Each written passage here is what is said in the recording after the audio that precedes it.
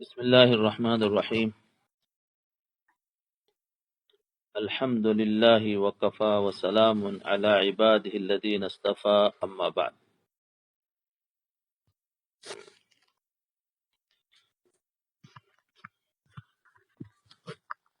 دیکھو اس وقت میں حضرت جی مولانا یوسف صاحب رحمۃ اللہ علیہ کا بیان ہے.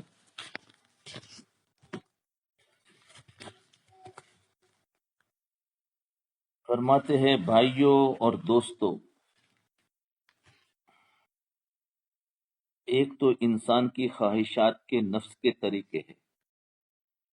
ایک تو انسان کی خواہشات کے نفس کے طریقے ہیں، یہ پریشان کرتے ہیں. خواہشات کے نفس کے طریقے ہیں، یہ پریشان کرتے ہیں. اور ایک خدا کے حکموں پر چلنے کے طریقے. ایک تو نفس کے طریقے ہے اور ایک خدا کے حکموں پر چلنے کے طریقے. نفس کے طریقے وہ خواہشات والے ہیں، وہ پریشان کرتے ہیں، اور خدا کے حکموں پر چلنے کے ایک طریقے. خواہشات پر چلا جائے تو جتنی خواہشات اتنی زندگیاں بنتی ہیں، کیونکہ خواہشات کی جی انشاءاللہ ہو جائے گا صحیح، سنتے رہو، نیٹ ورک کا کبھی ایسا ہوتا. تو خواہشات پر چلا جائے تو جتنی خواہشات اتنی زندگیاں بنتی ہیں. جتنی خواہشات اتنی زندگیاں بنتی ہیں، یعنی خواہشات کی کوئی اینڈ نہیں. ہر آدمی میں خواہشات اپنے لیے ہے، اپنے لیے، عزت کے لیے. اوپر اچھا کیا کر رہے ہاتھ اوپر رکھو. تو ہر آدمی میں خواہشات اپنے لیے ہے. عزت کے لیے اپنی خواہش، عزت کے لیے ہاں، عزت کے لیے اپنی خواہش، جاہ کے لیے اپنی خواہش، بلندی کے لیے انسان کی اپنی خواہش، بڑا بننے کے لیے انسان کی اپنی خواہش، اور انسان اس کے لیے محنت کرتا ہے. تو جو بڑا بننا چاہتا ہے اور اس کے لیے محنت کرتا ہے تو اس سے ٹکراؤ پیدا ہوتا ہے. انسان جب اپنی خواہشات پورا کرنے کے لیے ایک محنت کرتا ہے تو اس سے ٹکراؤ پیدا ہوتا ہے. مثال کے طور پر ایک انسان بڑا بننا چاہتا ہے، جب بڑا بنے گا تو ظاہر بات ہے دوسرے بھی بڑا بننا چاہتے ہیں، تو اب اس کا اس سے ٹکراؤ ہو جائے گا.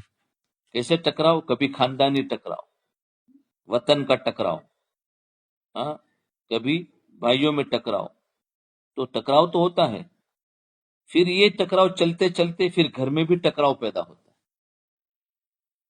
پھر اس کے بعد ساس بہو کے اندر بھی ٹکراؤ پیدا ہوتا ہے، کیونکہ اس کے اندر بھی یہی ہے. ساس کہے کہ میں بڑی، بہو کہے کہ میں بڑی، تو بڑا بننے جائیں گے تو ٹکراؤ پیدا. تو ساس بہو کی نہیں بنتی، یہاں تک کہ والدین اور اولاد کی بھی نہیں بنتی، اس میں بھی ٹکراؤ پیدا ہوتا ہے.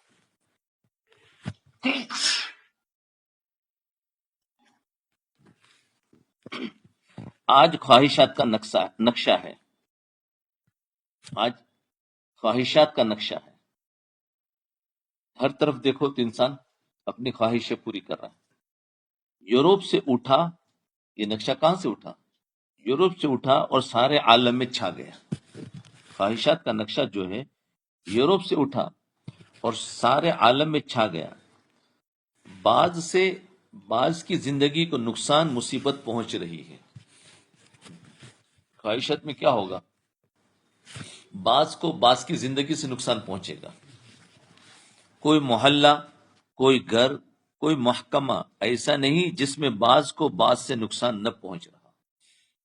خواہشات کے اندر نقصان پہنچے گا. یہ کہاں گئے مول شمس الدین؟ فون نہیں اٹھا رہے، یعنی کہ ادھر گھر کے باہر ادھر نہیں. ہاں؟ محی الدین بھی نہیں ہے. سب کے سب پوری گاڑی والے گاڑی لے کے گئے کیا؟ تو پھر کہاں گئے؟ چلو خیر. تو کوئی محلہ، کوئی گھر، کوئی محکمہ ایسا نہیں جس میں بعض کو بعض سے نقصان نہ پہنچ رہا ہو. یہ زندگی جو بتائی یہ خواہشات والی زندگی، کیونکہ ایک خواہشات والی زندگی ہے نفس والی زندگی ہے، اور ایک اللہ کے احکامات والی زندگی، دوسری زندگی احکامات کی زندگی۔ اسی طرح 24 گھنٹے کی زندگی میں احکامات چھائے ہوئے ہیں، 24 گھنٹے کی زندگی میں اللہ کے احکامات چھائے ہوئے ہیں، خالی نماز نہیں ہے، 24 گھنٹے کی زندگی میں چھائے ہوئے ہیں۔ ہر شخص کی خواہش کا مقابلہ احکامات سے پڑتا ہے، سمجھے؟ ہم نے تو خالی نماز کے 24 گھنٹے میں 5 وقتی نماز، اور اس کے علاوہ ہے کیا؟ ہر 24 گھنٹے میں ہر جگہ پر احکامات چھائے ہوئے ہیں، اور ہر شخص کی خواہش کا مقابلہ احکامات سے پڑتا ہے۔ جب نفس اور خواہش کی قربانی آ جائے، جب نفس، کیونکہ احکامات کے مقابلے میں نفس اور خواہش آئے گی، تو مقابلہ پڑا، اب کیا کروں؟ تو جب بھی احکامات کے مقابلے میں نفس اور خواہش آئے گی، تو نفس اور خواہش کی قربانی دینی پڑے گی۔ قربانی آ جائے تو ہر شخص کو فائدہ پہنچتا ہے، اس میں تذلل ہوگا، نفس کی خواہشات کو دبائے گا، قربان کرے گا اور احکام کو پورا کرے گا، تو اس میں تذلل ہوگا، لیکن اذلتن علی المؤمنین، وہ تو عین عبادت ہے۔ تذلل کس کے لیے ہوا؟ کہ خواہش کو چھوڑا ہے، احکام کو پورا کیا ہے۔ ذلت کس کے لیے برداشت کی؟ مومن کے لیے۔ تو اذلتن علی المؤمن عزتن علی الکافر، تواضع ہوگی تفوق کے مقابلے میں۔ بڑا بننا چاہ رہا تھا، اس نے خواہشات کو چھوڑا، اور اللہ کا حکم ہے وہ نیچا بن گیا، نیچا بنا تو ذلیل ہوا، تو ذلیل ہوا اپنے بھائی کے لیے ذلیل ہوا، تاکہ جھگڑے ختم ہوں اور اپنا بھائی کو بڑا بنا دے، ہوا۔ تو تواضع ہوگی تفوق کے مقابلے میں، تو تواضع ہوگی تفوق کے مقابلے میں، بلندی کے مقابلے میں، تکبر کے مقابلے میں۔ خواہشات والی زندگی تکبر پر خرچ ہوتی ہے، خواہش والی زندگی جو ہے وہ بڑا بننے پر خرچ ہوتی ہے۔ دیکھو نا، آج انسان کا جان اور مال کہاں لگ رہا ہے؟ میں بڑا کیسے بنوں، ہے کہ نہیں؟ کروڑوں روپیہ لگا رہے کہ میں بڑا کیسے بنوں۔ تو آج خواہشات والی زندگی تفوق پر خرچ ہوتی ہے، بڑا بننے پر خرچ ہوتی ہے، اس کے بگاڑنے کے لیے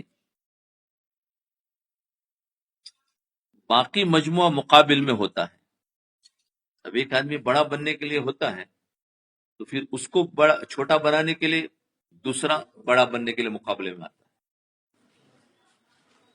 کیونکہ وہ کہیں گا بھائی تو نہیں، میں بڑا، تو وہ بھی اپنا مال لگا رہا ہے، یہ بھی اپنا مال لگا رہا ہے، اور دونوں میں ایک دوسرے کو گرانے کی کوشش کی جا رہی ہے۔ تو فرمایا اس کے بگاڑنے کے لیے باقی مجموعہ، یعنی باقی لوگ اس کے مقابل میں ہوتا ہے۔ تو مجموعہ کی طاقت ایک ایک کی زندگی کو توڑنے پر لگتی ہے، سب ایک دوسرے کی زندگی کو توڑنے پر لگے نا، 10 کھڑے ہو گئے تو اب سب کی طاقت لگتی ہے کس کو؟ اس کو توڑو، اس کو توڑو، تو ہر ایک کی طاقت لگتی ہے اس کو توڑنے پر۔ ابھی دیکھو کتنی اوپر کی لیول کی باتیں ہیں، مولانا یوسف صاحب رحمۃ اللہ علیہ کی۔ تو ہر ایک کی زندگی، فرمایا مجموعہ مقابل میں ہوتا، مجموعہ کی طاقت ایک ایک کی زندگی کو توڑنے پر لگتی ہے۔ احکامات والی زندگی میں تو آدمی خواہشات کو قربان کرے گا، احکامات والی زندگی میں تو آدمی خواہشات کو قربان کرے گا، اور جو قربان کرے گا، جو مجموعہ اس کی زندگی بنانے پر آئے گا، تو اس کا ہر فرد راحت قربان کرے گا۔ یعنی سمجھے کہ ایک انسان اللہ کے حکم کو پورا کرتا ہے اور اپنی بڑائی کو کے بدلے میں تواضع میں آیا ہے، تو اب جو نیچا بنا تو باقی لوگ اس کی مدد کریں گے، مقابلے پر نہیں آئیں گے باقی لوگ۔ تو فرمایا یہ ہے کہ احکامات والی زندگی میں تو آدمی خواہشات کو قربان کرے گا، تو جو مجموعہ اس کی زندگی بنانے پر آئے گا، یعنی اس کی مدد کرے گا، تو اس کا ہر فرد راحت اور قربان کرے گا، تو وہ لوگ اس کی زندگی کہ اپنی راحت کو قربان کر کے اس کی مدد کریں گے. سب قربانی، کیونکہ اس نے قربانی دی تو دوسرے لوگ بھی قربانی دیں گے اس کے لیے. قربان کر کے خواہشات کو قربان کرے گا تو جو مجموعہ اس کی زندگی بنانے پر آئے گا تو اس کا ہر فرد راحت قربان کرے گا، پھر باقی مجموعہ اسے راحت دے گا.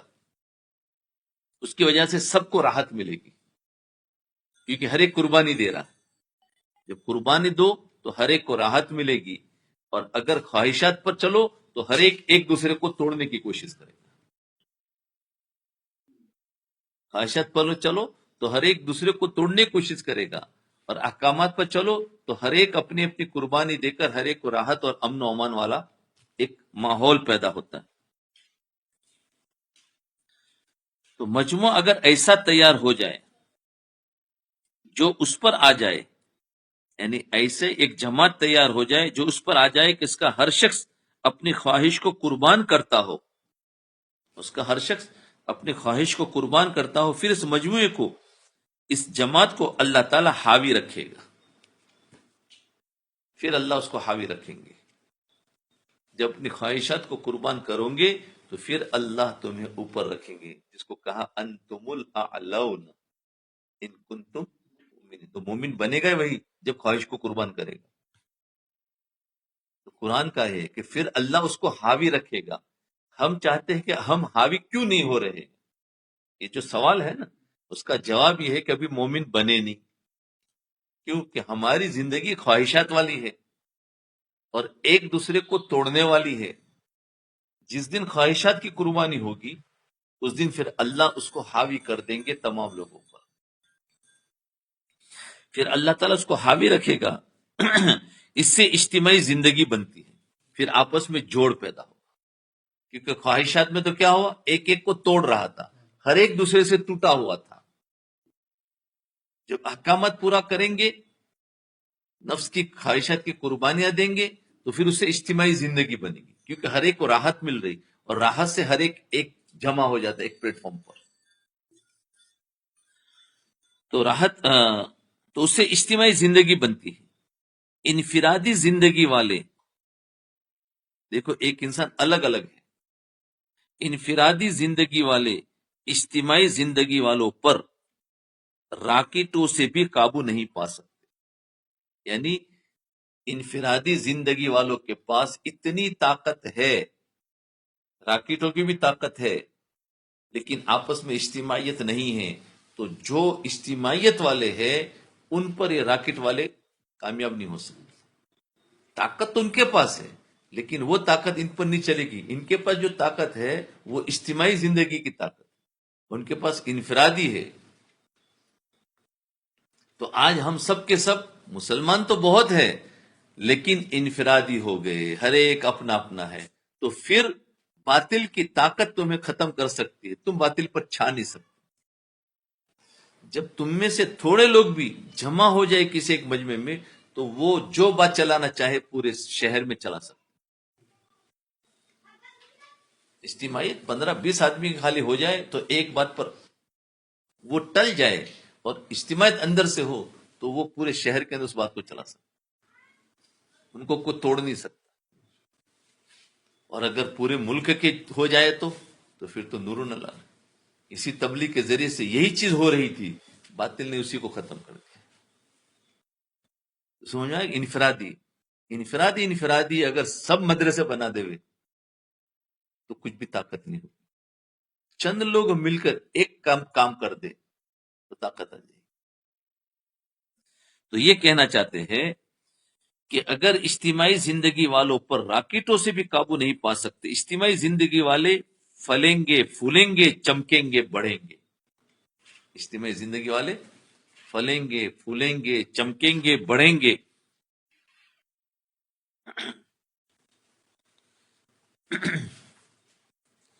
اس میں عورتوں کو بھی قربانی دینی پڑتی ہے اور بچوں کو بھی قربانی دینی پڑتی ہے. بچوں کو بھی نمونہ کے لیے، یعنی نمونے کے لیے حضرت ابراہیم علیہ الصلوۃ والسلام کی زندگی دیکھو.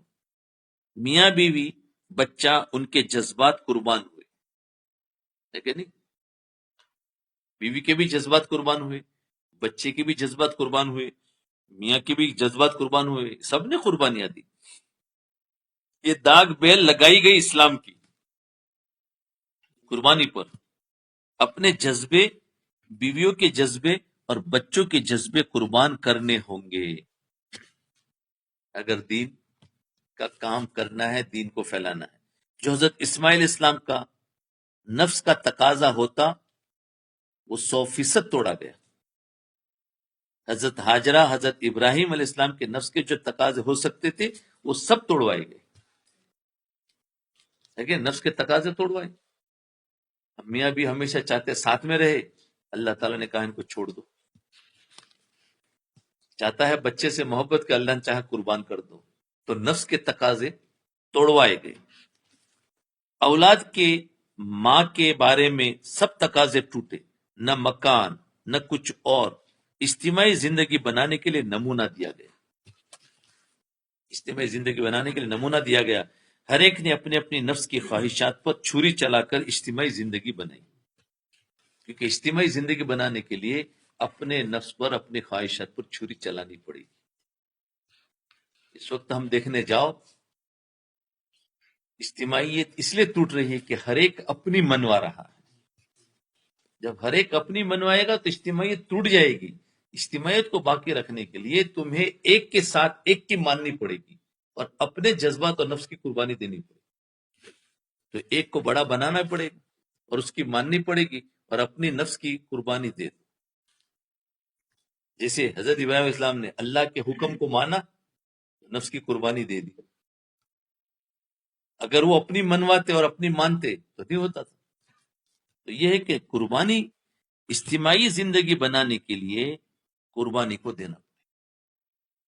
کوئی بھی گروپ نہیں بن سکتا، اجتماعیت آ ہی نہیں سکتی جب تک اپنے نفس کو نہ توڑ. تو اجتماعی زندگی بنانے کے لیے نمونہ دیا گیا.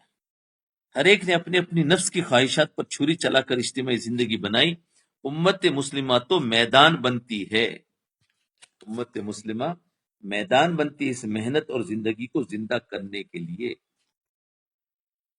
دیکھو یہ اصل تبلیغ ہے اور ہم کدھر ہے یہ سمجھا رہے.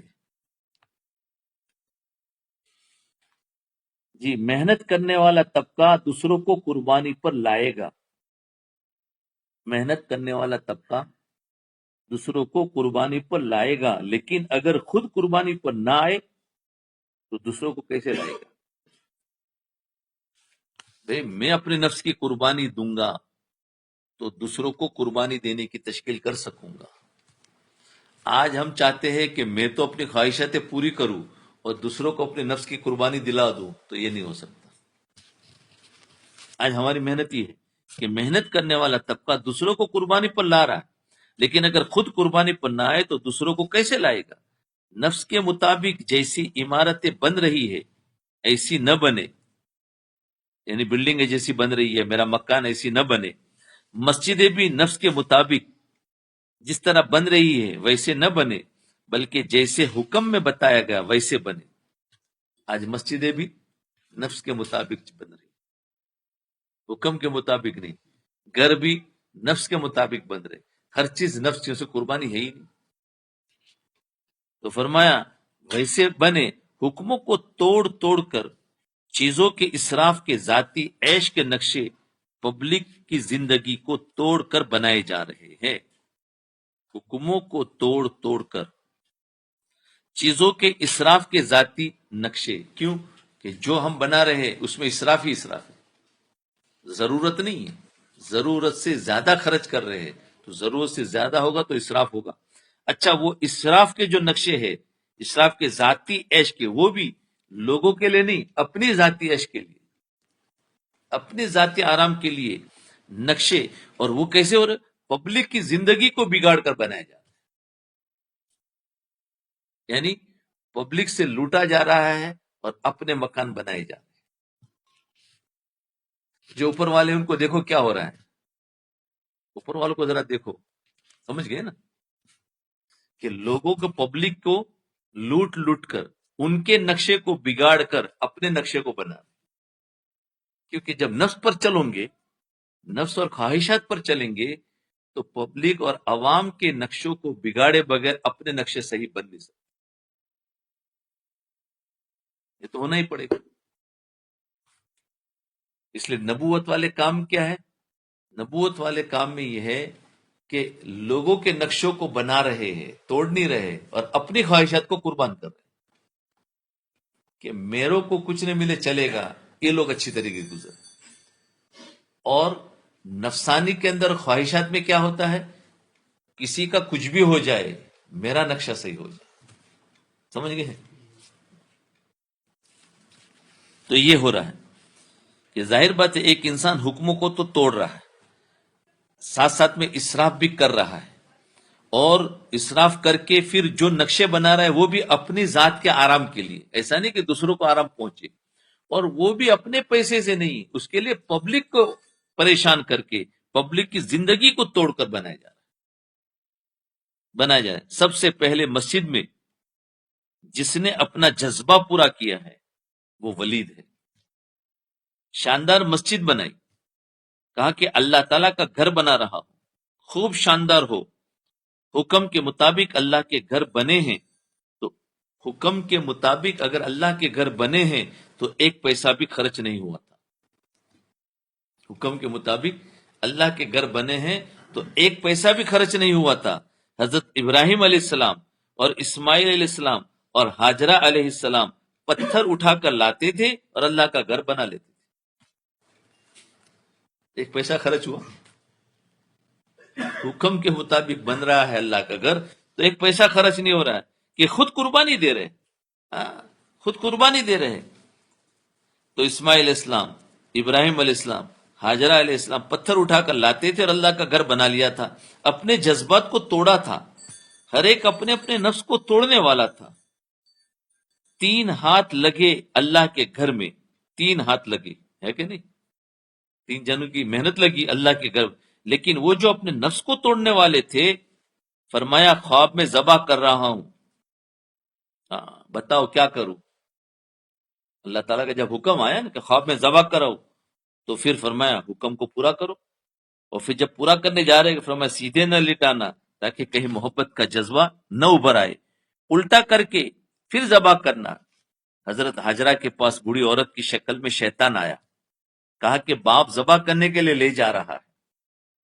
جب کہا کہ خدا کے حکم سے لے جا رہے ہیں تو پتھر لے کر مارا اور کہا کہ خدا کے حکم پر سب قربان ہیں. خدا کے حکم پر سب قربان ہیں.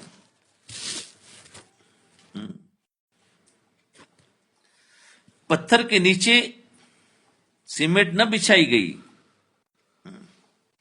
پتھر کے نیچے سیمنٹ نہیں بچھائی گئی، بلکہ ان ہاتھوں سے گارا پتھر رکھے گئے جو نفس کو توڑنے والے تھے.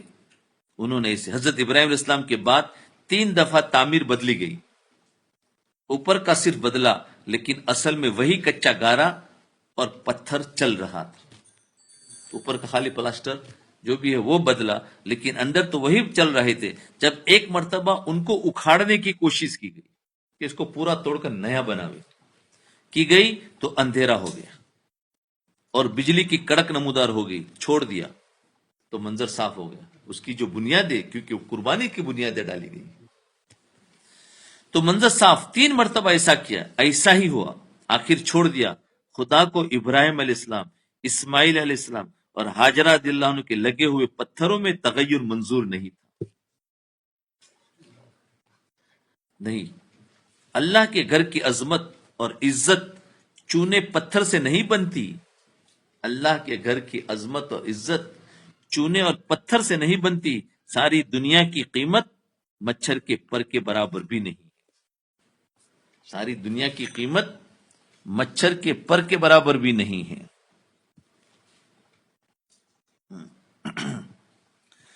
خدا کا گھر بالکل سیدھا سادہ، خدا کا گھر بالکل سیدھا سادہ، اس میں نفس کو پورا نہ کیا جاوے گا. پھر اپنے مکانوں کو بھی سادہ رکھیں گے. اب نفس کے قربانی کے طریقے ختم ہو گئے.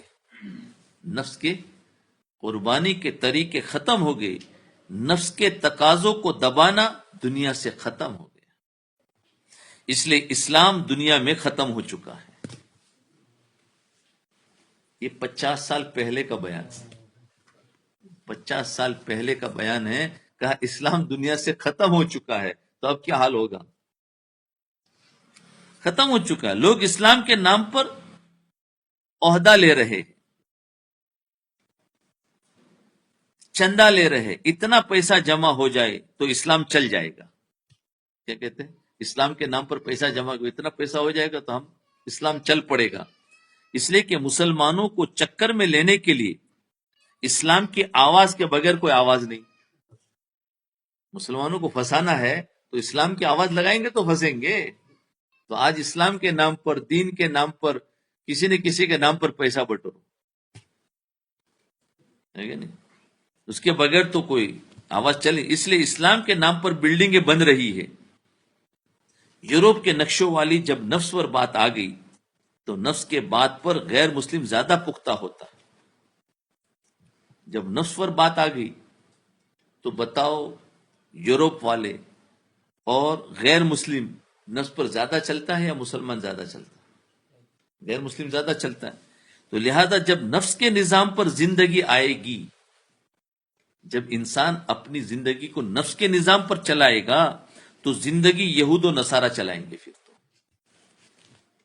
کیونکہ وہ تم سے زیادہ نفس پرست ہیں.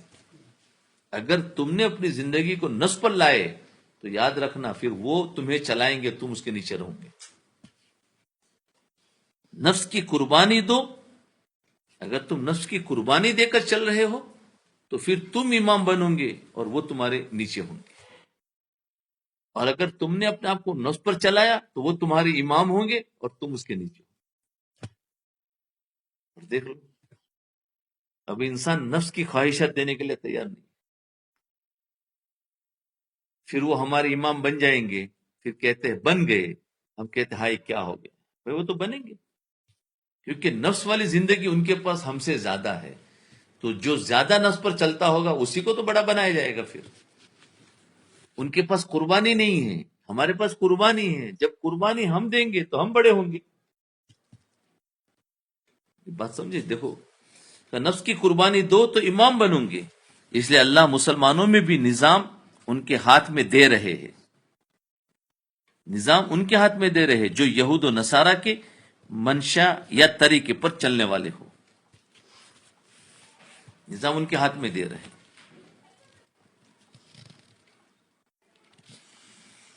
اللہ اکبر. تو یہود و نصارہ کے منشے کے مطابق چلنے والے ہو، پھر نظام ان کے ہاتھ میں جائے گا. انس بن مالک نے کہا تھا رضی اللہ عنہ، انس بن مالک کا یزید حاکم اگر جاتا رہا، یزید حاکم اگر جاتا رہا تو تم پر سور اور کتوں کے ہاتھ یعنی کفار کے ہاتھ میں نظام آئے گا، بقایا کافروں کے ہاتھ میں جائے گا. جب مسلمان کہہ کر زندگی نفس کی چلا رہے ہیں، مسلمان کہہ کر زندگی نفس کی چلا رہے ہیں، اگر یہی حال رہا تو کافروں کے پاس آئے گی. اس لیے یزید کو غنیمت جانو. یزید تو ظالم تھا نا، حضرت امام حسین کو شہید کروایا. جس نے امام حسین رضی اللہ عنہ کو شہید کرایا، مسجد نبوی میں جس نے گھوڑے باندھے، 3 دن تک مسجد نبوی میں اذان نماز نہ ہوئی، مزاج نبوت کو جاننے والا صحابی کہہ رہا ہے کہ پھر بھی یزید سے اگر گاڑی سرکے گی تو کافروں کے ہاتھ میں جائے گی. اس کو بھی غنیمت جانو. وہ سب کچھ ہے پھر بھی یہ غنیمت ہے. یہ دیکھو، آج تو ہم تھوڑی تھوڑی غلطی پر دیکھ کر کیا پھٹ جاتے ہیں. فرمایا اتنا بڑا تو ظالم تو کوئی ہمارے پاس نہیں ہے، پھر بھی ہم ایک دوسرے کی مخالفت کرتے ہیں. فرمایا اس کو غنیمت جانو، ورنہ ہاتھ تمہارے ان کے پاس سے جا کر کافروں کے پاس جائے گی، وہ تم پر حکومت چلائیں گے. کیوں کہ اجتماعیت ٹوٹ رہی ہے نا. وہ کچھ بھی ہے پھر بھی اجتماعیت باقی رکھو.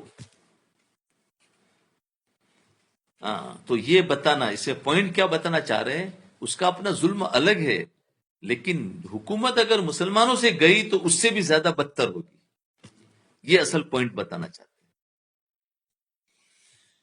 تو کیا کہنا چاہ رہے ہیں؟ اسے بتانا چاہتے ہیں کہ جو کچھ بھی ہو رہا ہے آپس میں، لیکن ایک دوسرے کو نفس کی قربانی دے کر اجتماعیت کو باقی رکھو، ورنہ دوسرا اوپر آئے گا تو ہم سب کی پریشانی ہوگی.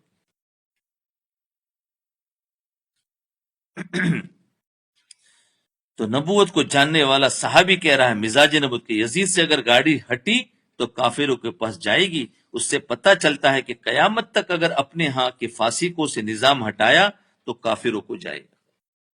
جو کچھ بھی ہے لیکن پھر بھی نظام تو ان کے ہاتھ میں ہے، تو نہ کافروں کو جائے گا. تم کو نہ ملے گا، تم کو نہ ملے گا. جب تم نفس والے بن گئے، جب تم نفس والے بن گئے تو تم کو نہیں ملا. اقتدار چاہنے والے، غیبتوں والے آخرت سے بے فکر بن گئے. یعنی ایک انسان بڑا بننے کے لیے آپس میں جھگڑتے ہیں تو فرمایا دیکھو تم کو نہیں ملے گا، پھر اللہ تیسرے کو بٹھائے گا، پھر وہ تم پر حکومت کرے. اس سے دونوں آپس میں پہلے مل جاؤ. تو یہ ہے، تو تم کو نہ ملے گا جب تم نفس والے بن گئے، اقتدار چاہنے والے، غیبتوں والے آخرت سے بے فکر بن گئے، دنیا کے طالب بن گئے. تو پھر جو نفس کے تقاضوں پر بہت چلتا ہوگا اس کے پاس نظام ہوگا. جو تقاضوں پر، نفس کے تقاضوں پر بہت چلتا ہوگا تو اس کے پاس پھر نظام ہوگا. اگر تم نفس کے قربان کرنے والے ہو جاؤ گے تو نفس کے بہت قربانی کرنے والے تم پر بٹھائے جائیں گے. یعنی اگر تم نفس کی قربانی دے کر چلنے والے بنو گے تو جو نفس کی زیادہ قربانی دینے والے ہیں اللہ تم کو تمہارے پر بٹھائیں گے، یعنی اور زیادہ اچھوں کو بٹھایا جائے گا. سمجھ میں آ گئی؟ اور اگر تم نفس کے چلنے والے ہو تو پھر جو زیادہ نفس پر چلنے والے ہیں ان کو بٹھایا جائے گا. سمجھ میں آ گئی نا بات؟ تو فرمایا یہ ہے جب تم نفس کے قربان کرنے والے بن جاؤ. اگر تم کو حضور صلی اللہ علیہ وسلم والی سادہ زندگی پسند ہے، اگر ان کی عبادات، اخلاقیات، معاشرت تم کو پسند ہے تو پھر اس کے لانے کے بارے میں نفس کی قربانی پیش کرو. اگر پسند ہے تو نفس کی قربانی کرو گے تو یہ معاشرت زندہ ہوگی، اس کے بغیر تو ہو نہیں سکتی. قربانی پیش. اگر چلے نفس پر، چلے تو نفس پر اور کہے کہ اسلام پھیل جائے، چلے نفس پر اور کہے اسلام پھیل جائے تو جب وہ وجود میں ہی نہیں تو پھیلے گا کیسے؟ یعنی اسلام وجود میں ہی نہیں ہے تو پھیلے گا کیسے؟ اسلام ہو تو، کیونکہ نفس پر چلو گے تو اسلام ہی کہاں ہے؟ بات سمجھے؟ بہت بھاری بات کر رہے ہیں کہ جب تم نفس پر چل رہے ہو اور کہہ رہے کہ اسلام پھیل جائے تو کہتے اسلام وجود میں ہی نہیں ہے تو پھیلے گا کیسے؟ پہلے تو وجود ضروری ہے. جو میں نے پچھلے دنوں میں جو بات کی یہ اسی کی خلاصے بات کر رہی ہاں، کہ جو وجود میں نہیں تو پھیلے گا کیسے؟ جو شکل ہے ساری اس میں حقیقت کچھ نہیں ہے. جو حقیقت ہے نہیں تو حقیقت پھیلے گی کیسے؟ جو کچھ بھی دکھائی دے رہا ہے وہ شکل ہے. تو اسلام کہہ رہا ہے نا، یہ کہہ رہے کہ چلے تو نفس پر اور ظاہر میں تو سارا کام دین کا ہو، ہاں، اور پھر کہتے اسلام پھیل جائے تو کہہ رہے اسلام پھیلے گا ہی نہیں، اس لیے کہ اسلام وجود میں ہی نہیں. سمجھے بات کو؟ تو شکل ہے، تو شکل تو پھیل ہی نہیں سکتی. حقیقت پھیل سکتی ہے اور حقیقت کا وجود نہیں ہے. تو حقیقت کا وجود نہیں ہے تو شکل سے تو پھیل ہی نہیں سکتا، پھر شکل سے تو بگاڑ پیدا ہوگا. پھر تو نفس پرست ہے، سب نفس کے ساتھ چلنے والے، پھر نفس والوں کو تمہارے اوپر بٹھایا جائے گا. غور کرو اس کے اوپر، اتنا اشارہ کافی ہوتا ہے. جی عجیب بات ہے. فرمایا کہ تم نفس پر چلو اور کہے کہ اسلام پھیل جائے تو جب وہ وجود میں ہی نہیں تو پھیلے گا کیا؟ اگر تو اسلام اس کو کہتا ہے، اگر تو اسلام اس کو کہتا ہے کہ میں غالب ہو جاؤ تو پھر یہ تو پھیلا ہوا ہے کہ میں غالب ہو جاؤ، اس کا نام اسلام ہے. تو یہ تو پھیلا ہوا ہے کہ ذلتن المؤمنین عزتن الکافرین. اسلام ہے تو اس کو پیدا کر. ہاں، کیونکہ میں بڑا بن جاؤں تو بڑے تو بنے ہوئے ہیں دوسرے، اسی کو اسلام کہتا ہے تو دوسرے بنے ہوئے ہیں. اب ہماری تمہاری نگاہیں اس پر پڑتی ہے، ہماری تمہاری نگاہیں اس پر پڑتی ہے کہ سارے 100% لگ جاوے تو اسلام پھیل جائے گا. سارے 100% ہم کہتے ہیں کہ بھائی سب کے سب نمازی بن جائے گا، اسلام پھیل جائے گا. سمجھے نا؟ ہم تو یہ کہتے ہیں کہ سب کے سب عالم بن جائے اور پڑھے لکھے ہو جائے، سب کے سب حفاظ بن جائے تو اسلام پھیل جائے گا. دیکھو اس کا جواب، یوں نہیں پھیلے گا اسلام، یوں نہیں پھیلے گا اسلام، بلکہ تم اپنے کو 100% قربان کرو تو پھیل جائے گا. دیکھو جملہ، کیونکہ اس میں قربانی نہیں ہے، نفس پر چل رہے ہو، اور سب کے سب حفاظ اور علماء اور سب کے سب دائی اور سب کے سب مسلمان ہیں، لیکن نفس پر چل رہے ہیں تو اسلام نہیں پھیلے گا. اس لیے اسلامی حکومتوں سے اسلام نہیں پھیلا کرتا، قربانی سے اسلام پھیلتا ہے. اسلامی حکومتوں سے اسلام نہیں پھیلتا. لوگ سوچتے اسلامی حکومت آئے گا اسلام پھیل جائے گا، بالکل نہیں، کیونکہ وہ تو نفس پر ہے. جب نفس پر ہوگا تو اسلام پھیلے گا نہیں، اسلام کا وجود ہی نہیں ہے. فرمایا اگر تم میں سے کوئی 100% قربانی دے دے نفس کی تو اسلام پھیل جائے گا. تو میں نے کیا بتایا، قربانی دینے کا بتایا نا، کہ ایک علم اور سیکھ لو، اس میں سب کے سب قربانی ہی قربانی ہے، جو ابھی بتایا. میں اسی اتنے دنوں سے اسی بات کر رہا ہوں کہ بھائی اس کو سیکھ لو، کہ اسی سے نفس کو ماننا سیکھیں گے. جب نفس کی قربانی آ گئی تو اسلام پھیل جائے گا. اب نفس کی قربانی دینے کے لیے کوئی تیار، جو ساری باتوں کا سمجھو یہ دعوت کی باتیں، تو نفس کی قربانی دینے کے لیے تیار نہیں. تو فرمایا بلکہ تم اپنے کو 100% قربان کرو تو پھیل جائے گا اسلام. حضرت ابراہیم علیہ السلام نے 100% قربانی دی تو اسلام وجود میں آ گیا.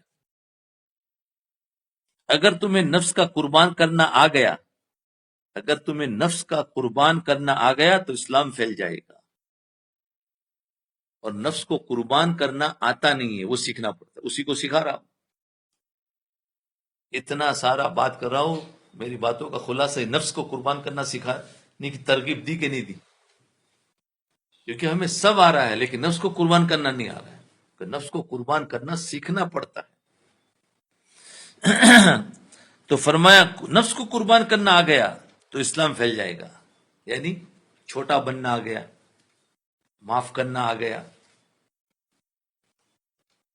اور حسن زن آ گیا. تو یہ نفس کی، کیونکہ حسن زن لانے کے لیے نفس کی قربانی ہے، چھوٹا بننے کے لیے نفس کی قربانی ہے، معاف کرنے کے لیے نفس کی قربانی ہے، رشتوں کو جوڑنے کے لیے نفس کی قربانی ہے کہ نہیں؟ کہ نفس کی قربانی تو یہ ہوگی.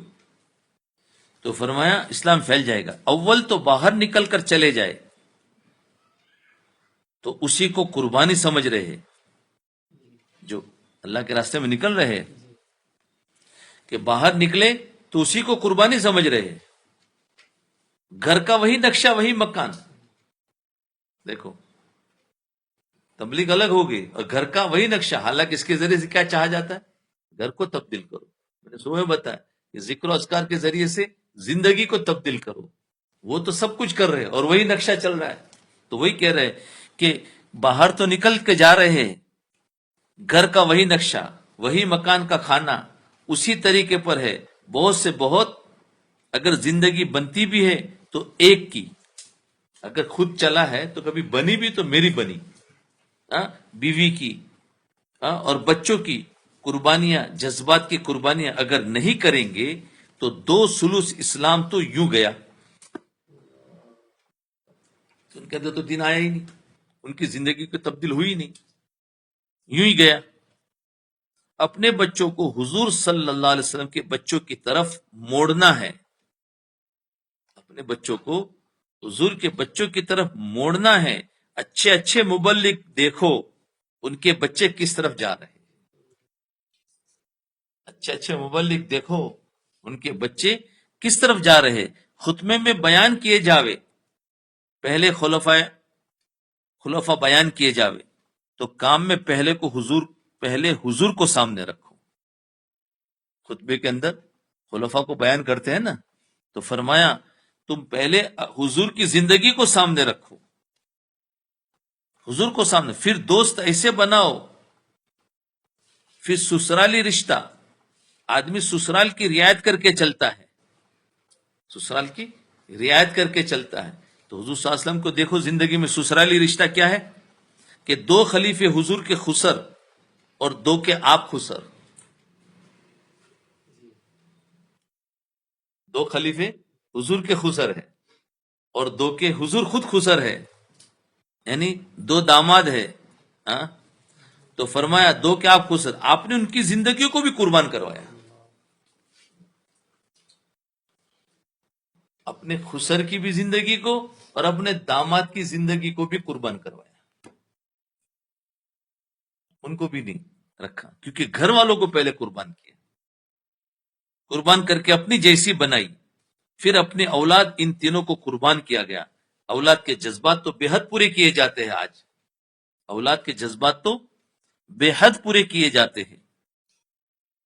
حضرت فاطمہ رضی اللہ عنہ کا نکاح دیکھو، چاہ اتنی کہ میرے جگر کا ٹکڑا ہے، محبت کتنی ہے کہ میرے جگر کا ٹکڑا ہے، یہ میرے جگر کا ٹکڑا ہے، جس نے اس کو تکلیف پہنچائی تو مجھے پہنچائی. اور بیٹی کا بیاہ اور نکاح سب سے زیادہ غریب حضرت علی رضی اللہ عنہ سے ہوا، سب سے زیادہ غریب علی رضی اللہ عنہ سے ہوا. بڑے بڑے مالدار پیغام دینے کو تیار، لیکن حضرت علی کو جب کہا گیا کہ پیغام دے کر تو دیکھو، گئے تو جا کر چپ. پوچھا کیوں تو چپ؟